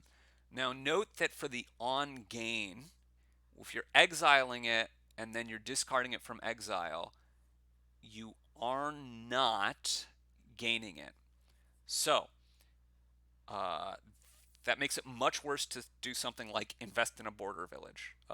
The border village you're going to get out of exile is just basically going to be a village, and for trash for benefit, it'll cost 6 still. But for, it's not going to gain. Basically, when it goes into your deck, it's never gaining you a card that's cheaper than it. So watch out for that. Same thing with like Skulk or Lackeys or Silk Merchant, right? Those are things that are going to be significantly worse to do this with. Um, if there's a negative on-gain effect, though, say for Cursed Village, maybe there's some other negative on-gain effects I'm trying to think now, then this can help you get around them to some extent. But also note for the effect of invest itself, if your opponent has invested in 3 things and then they gain 1 copy, they only gained 1 copy. So if you've already also invested in the things, you're not going to draw 8 cards. You're only going to draw for the 1 copy that they gained. The other ones they didn't gain. They had invested in it. Now, when they buy to invest it the 3 times, then they've invested in it, and so they have either gained or invested in it. But if they did the other investments before you invested, then you're never gonna, and you don't get to double dip. They only gain the ones that they gain. If you're exiling it and then discarding it from exile, it's not a gain. That's the important thing to note there. But this seems super. Oh, also, this can just like lower piles. Even if you never gain the thing, if there's like 1 copy of King's Court left, you don't need to have 7 to empty the pile. You can do it with 4. Now, if you have no way of gaining a King's Court after it, so this is the thing to watch out for this. When the pile is gone, there's with the very rare exceptions, there's going to be no way to get the thing back from exile, so they're just going to be stuck there. They are going to be your cards, but they're going to be stuck there. So do watch out for that. But it's a way to empty piles sometimes, right? It might be cheaper than the action. You can do it again on mission turns. You can do it to get around Swamp Hag to some extent. You can get around tax and all those kinds of things. Just do note that you are going to need to regular gain the thing at some point if you want to get all of them out of exile. I guess I should talk more about the investment strategy to diversify your portfolio. No, to the plus cards of it. Um, I think that's probably not that important overall. Uh, Let me not say it that way. I don't think that should dissuade you from going for really good cards because your opponent has invested in them very much. I also don't think that you want to leave stuff on the mat that much to try to draw cards off this. But I could be wrong. Maybe that's just so strong that you also do that and it's even better. But I think it's mostly you leave it there for a little bit and then you try to draw. You just mostly use it as a gainer, but that also draws you some cards, which is like really nice. Um, but as a way to, it's mostly as I think a way to gain more copies of cards that you want. I think that's more of the value. But drawing cards that your opponent's getting is good too. If your opponent, say there's two villages on the board, you might want to go for walled village instead of farming, or vice versa, because they've invested in one. Something worth thinking about, I suppose.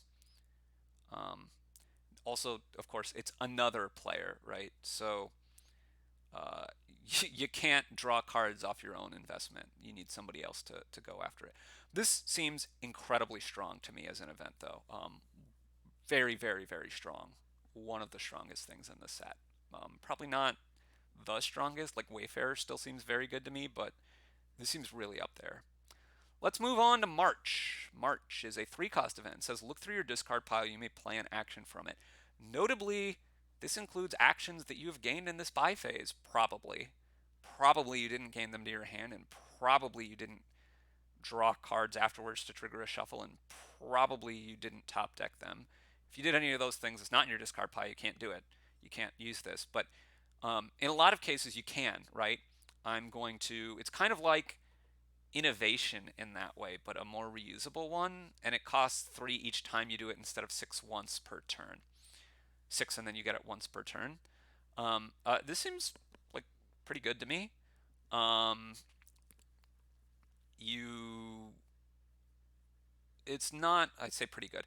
I don't think it's going to be game breaking very often, right? I'm sure there are some things where it's super nice, and there's probably some combos with it that I'm not really thinking about, but I think for the most part, it's just going to be a way where if you have extra buys, it makes your stuff a little bit cheaper. You buy your payload first, and then you march and get some of the money back, and then you can buy, say your draw components to get it back. It's another reason you need to plan the order that you're doing your draws in, and it's another reason to really think about that out. You can do this multiple times per turn, but it does exhaust buys, particularly if the payload I think gives you buys back. Then this looks kind of nice, like wine merchant, right? You buy a wine merchant, you march, you're up a money, you're not down a buy because the the wine merchant gives you the buy back. Um, so that's nice. I guess it puts it on your reserve mat for you. I guess all the reserves it goes onto your reserve mat for you. So you can spend 7 and 2 buys to get your distant lands on your mat and just get 4 points, basically. It's like 7 and 2 buys to get 4 VP chips almost. So with distant lands, with guide, you can set up your guide. If you think, for instance, you know that there's a good chance that your next hand is going to be very bad and you want to get a guide on your mat, you can spend 6 and 2 buys to march one onto your mat. So reserve cards seem like a particularly strong interaction, but I think also just payload cards are going to be reasonable. But you can figure that out probably in game in the situations it comes from. Populate, I still don't know. It seemed really good in the preview games, but a lot of those had livery, and gaining like 58 horses is pretty good. I know you can't gain 58 horses, there's only 30. It was a hyperbole. Let's move on. Pursue. Pursue is a 2 cost event plus a buy, so it gives you the buyback. Name a card, reveal the top 4 cards from your deck, put the matches back, and discard the rest. So this is a great way to seed your hand, your next hand, in a deck that's drawing itself, right? You want to make sure that you start your next turn with a village. You buy a village, you pursue, and you name village, and then that village, you've drawn your deck. That village is on top of your deck. Let's say you are also buying a province that turn. You can buy province village and then pursue if you have the buys and the money for it. Your next turn starts, your province is in the discard. I mean, that's going to be hard to take advantage of because all the cards you have in play are also going to go to the discard. But like somehow, if you're buying like more than 5 cards, then it does a little bit of a scouting party impression. But mostly, or more than 4, I guess. Um, Mostly, this is going to be something that I think is just trying to set up with a couple of cards for next turn. Uh, Whether that be because you've drawn your deck or not, right? It can just help you to find scouting party esque. It can help you to find the key cards that you're looking for in that way as well. It probably does combo with tunnel. Um, you name anything but tunnel, and then you can discard some tunnels. And yeah, I mean, you can name some card that's not in the game. You just want to discard tunnels, right? Or you can name a card that you'd actually like to have in your hand. Whatever. Um, yeah, I think this is fairly similar to Scouting Party overall. Um, yeah, it's very similar. I guess it reveals, so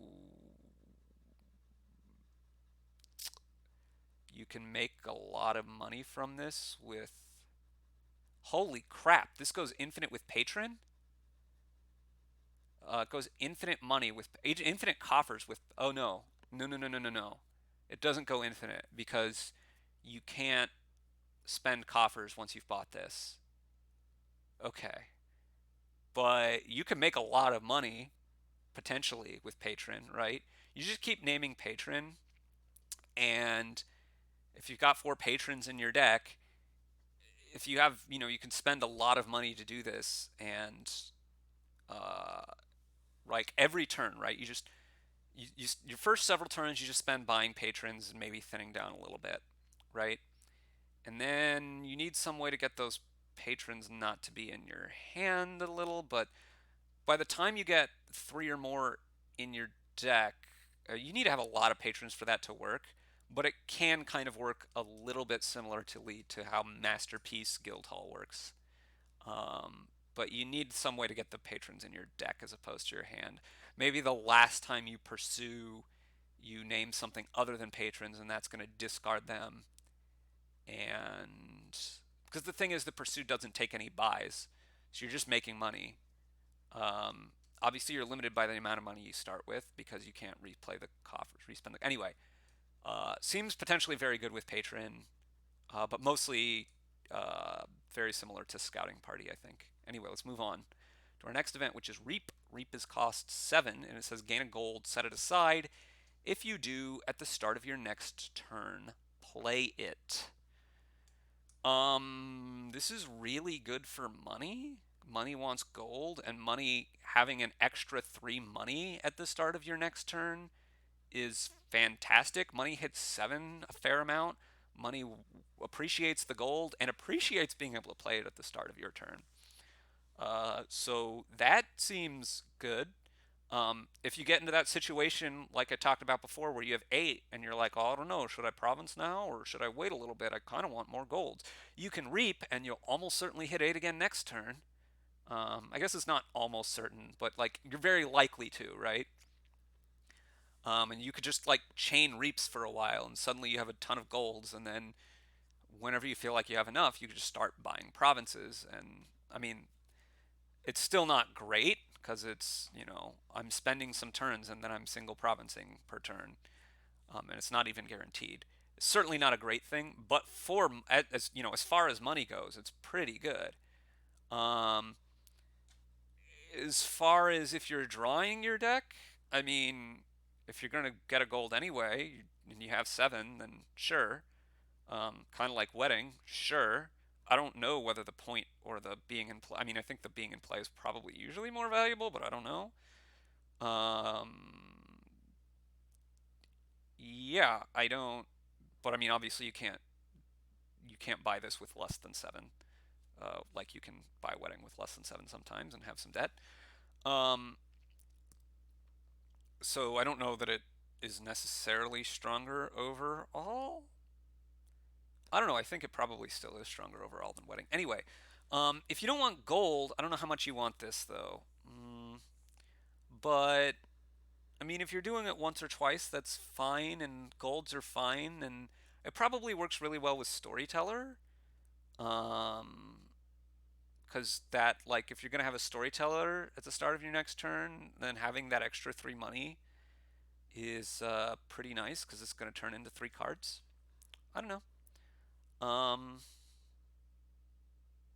Yeah, I think it's probably mostly better for money though, because again, just decks that are drawing themselves typically have better payload things to do anymore than gold. I don't know. Ride is next. Ride costs two when it's an event, and it says gain a horse. Pretty simple. How good is gaining a horse? Not great, but uh, it's fine. It's good. It's something you always want to do if it doesn't cost you anything, and this costs you two in a buy. Um, it's, I mean, it's often going to be better than your alternatives, right? It's kind of like a half an expedition. It costs one less than expedition.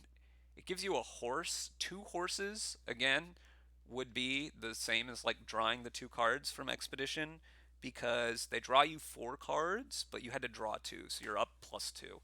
Just like if with expedition, it's very similar to experiment. Um, so to get the same effect, you'd have to get this twice, which would cost four and two buys. So it's a bit less efficient than expedition, but it's less vulnerable to say discard attacks. So there's that. Mostly you're just not going to see them together very much.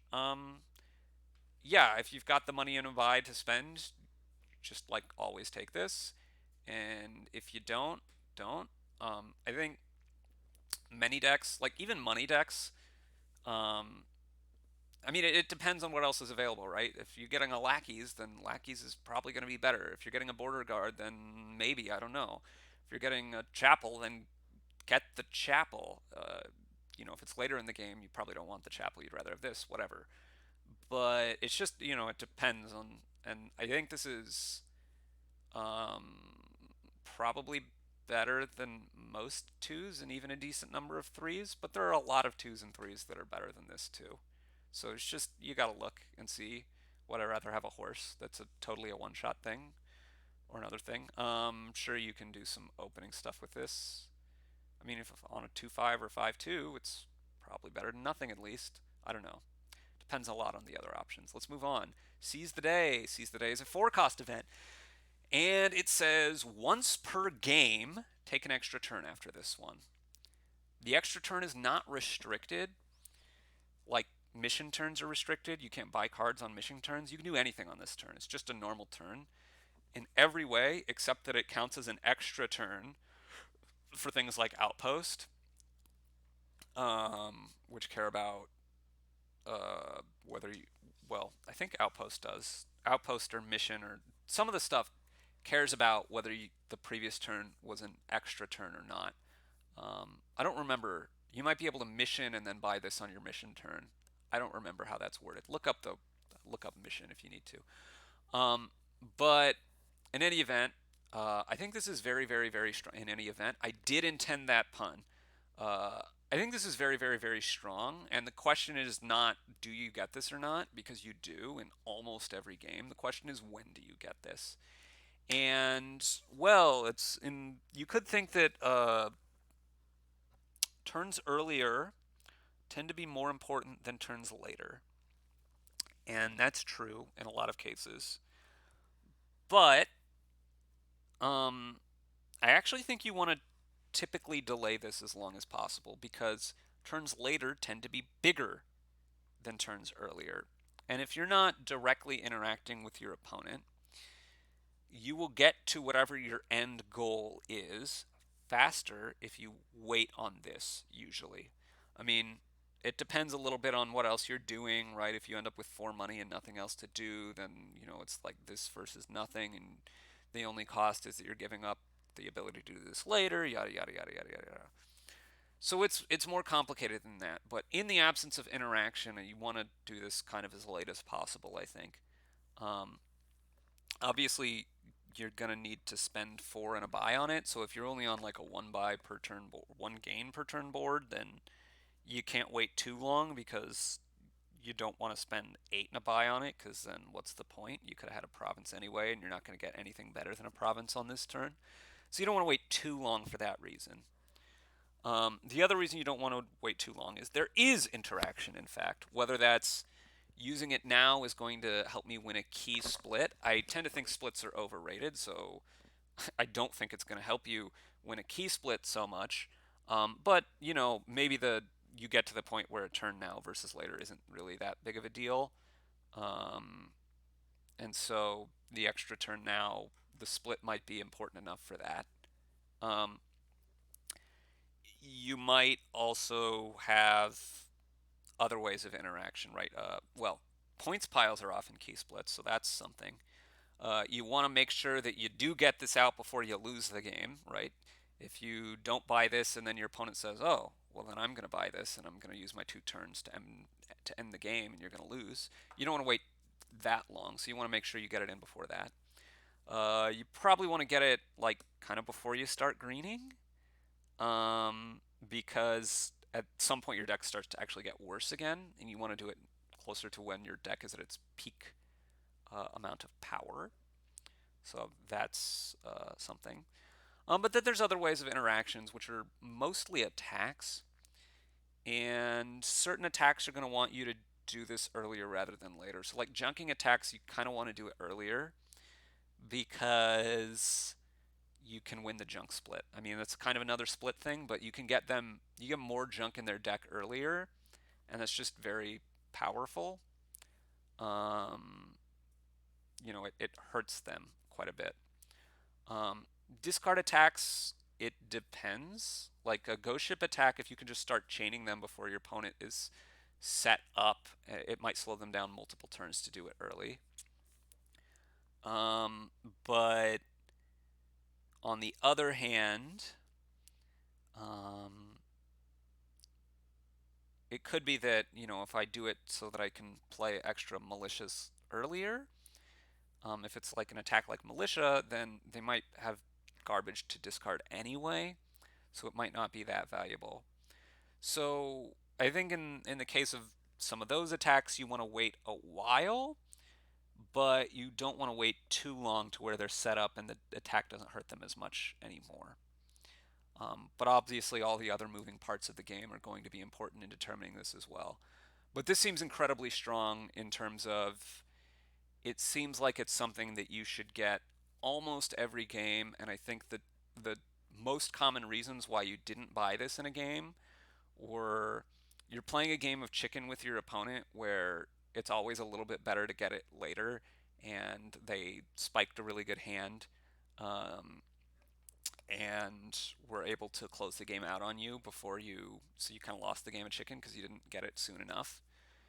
Uh, option option two as to why you didn't get it is, um, you had a pile out that needed exact buys, or maybe even didn't need exact buys, but you didn't need to get this, and you had a guaranteed 100% win of the game, whether that pile be the province pile or a third pile.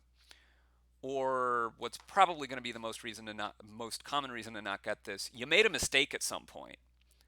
Uh, yeah, this event just seems incredibly good. There's probably some other edge cases where you're just like, I'm never hitting 4, but or I always have debt from turn 1 and I never repay it. But like, those are going to be extremely rare, right? This is a very good card. You should be getting it almost every game. It's not a card, it's an event, but you should be getting it almost every game. Obviously, you can only get it once, so that does limit it from being totally broken. If you could get this every turn or something, well, actually, if you could get it every turn, you could probably find a way to take every turn for the rest of the game and easily win. So it'd be completely broken, but you know. Let's move on. Stampede, we've already talked about. 5 cost action, gives you horses. You need to have 5 or fewer cards in play. Yeah, there's something to say about opening this or just holding back some money. I mean, I think this could be a shot in the arm in a lot of at a couple of points tactically for a lot of decks. I don't think it's going to be something you rely on super much for any deck, really. Let's move on. Toil. We've already looked at this as well. You better play an action card from your hand plus a buy, 2 money. Seems similar to some of the other stuff we talked about before. It's fine. Transport. And this is the last event, and it's a 3-cost event. And it says choose one, exile an action card from the supply, or put an action card you have in exile onto your deck. This event seems incredibly powerful to me. So first of all, you get to open with this and this on a 3/4 or a 4/3, and on turn 3 have any action in the supply on your deck. So you play it at the start of turn 3. Any action you want. Doesn't matter what it costs, right? So that could be a possession, that could be a king's court, it could be an overlord, a royal blacksmith, it could be a chapel. You wouldn't want to do it with chapel very much probably, but you could, I guess, if you really want to top deck it. Now it takes all of your first 2 turns to do that, but in some cases that's like way worth it, right? It's better than opening Overlord to have the Overlord in your hand on turn 3 and have no debt. It's amazing. It's very good. This is similar, obviously, to that event that we saw before that cost 4 that was Invest. I think this is similarly strong, I think. You can also, if you're exiling things other ways, other than via transport, this is a way that you can get them out of exile, and it's a way you can get just one out of exile. You don't have to get all of them. You can get just one. In fact, you are getting just one because you're not gaining it. You are just getting the one. You don't have the option to get all the rest of them, but that's fine. Also, though, you can do the same trick with it, right? If you have a 3/4, you can start by getting transport on turn 1 on your 4-cost, and then buy the 4-cost. Then you have 2 copies of the 4-cost just in your deck. You don't have to use the transport event to get the things out of exile. You could just use the transport event as a cheap way of getting them. So if I want to have 3 labs, I can do that with 11 and 3 buys, right? I can transport a lab from the supply both times, buy a lab, and then all 3 of the labs are in my deck now. This is so powerful. I know I said I thought Invest was really good. I think this might be even better, mostly just because it's cheaper. I'm not sure. The drawing cards off of Invest might be enough to make it stronger, even though it costs a little more. With this card, you are even likelier to hit multiple 5s on turns 3 and 4 after opening like silver or whatever. You can also try to like open silver this and then invest again on turn 3 if you don't hit, and then get like 3 copies by the end of turn 4. It's a bit risky, but I haven't done the math. It seems plausible to do at some points. You do have to watch for the piles running out, but you even have to watch for that less with this than with Invest, because you can always transport them back. The fact that it's not cost restricted and it's any card from the supply, 6 and 2 buys effectively gains you, without using the word gain, any action in the supply. Again, your cost doesn't matter, right? You can get Alchemist as easy as Lab. You can get Scrying Pools with this.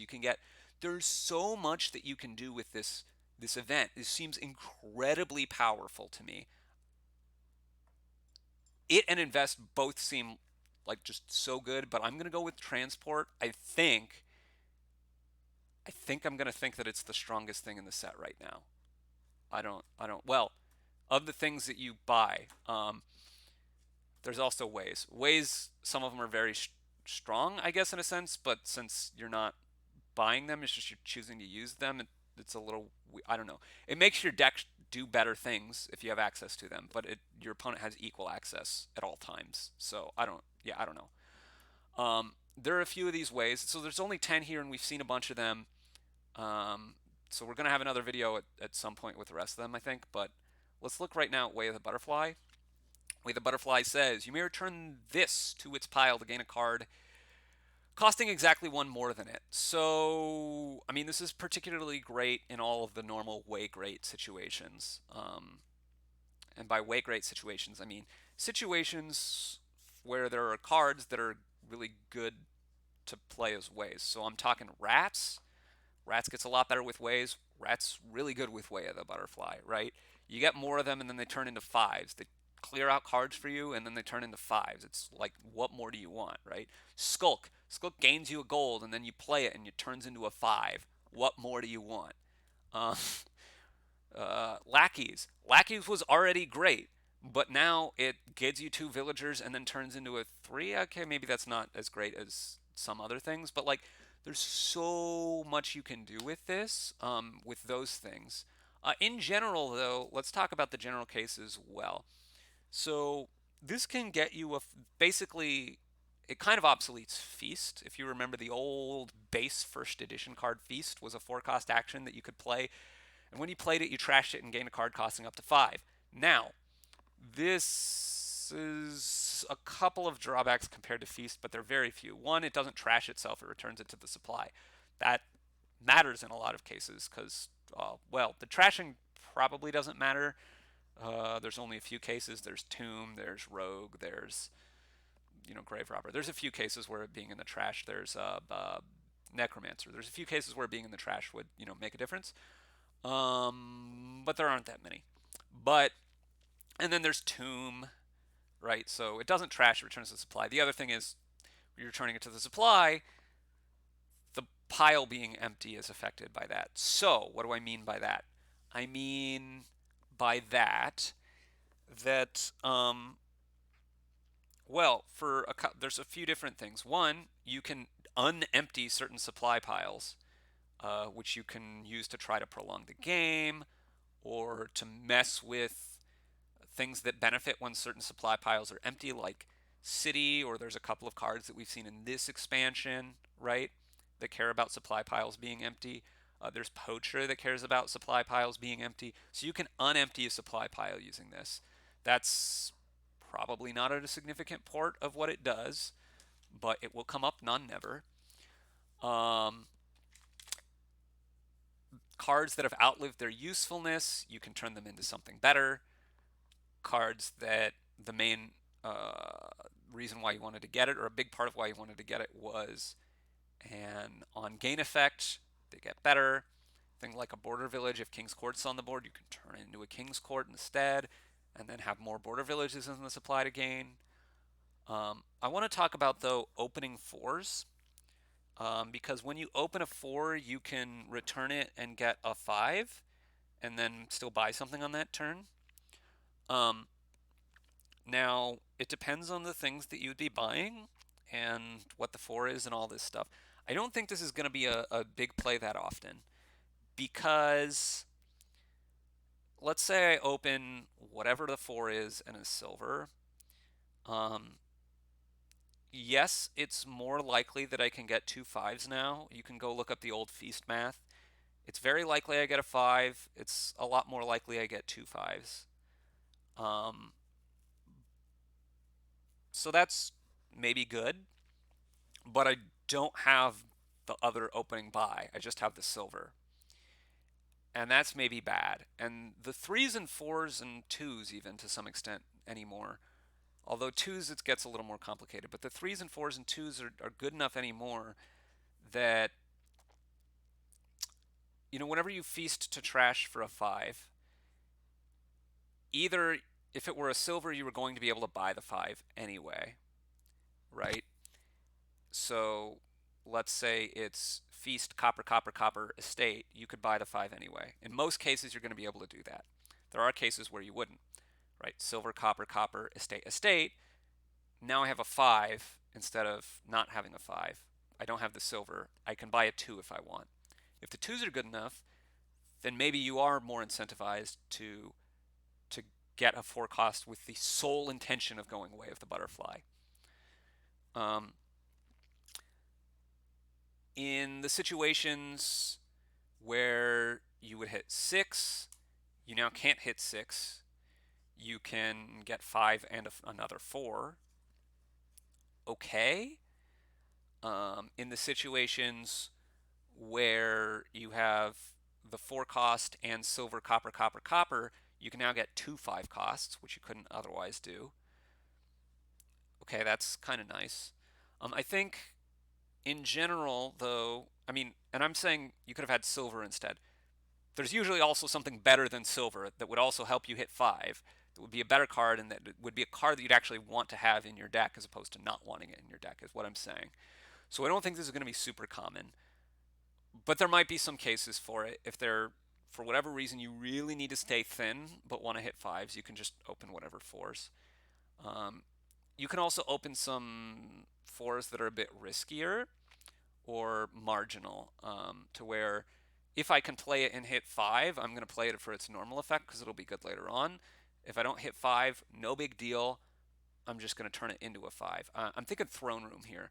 On these board, on if this is on the board, you can open Throne Room and another action, and if they collide, fantastic, you got your Throne Room. And if they don't collide, no big deal. My Throne Room didn't collide. I'm going to get a 5 anyway, right?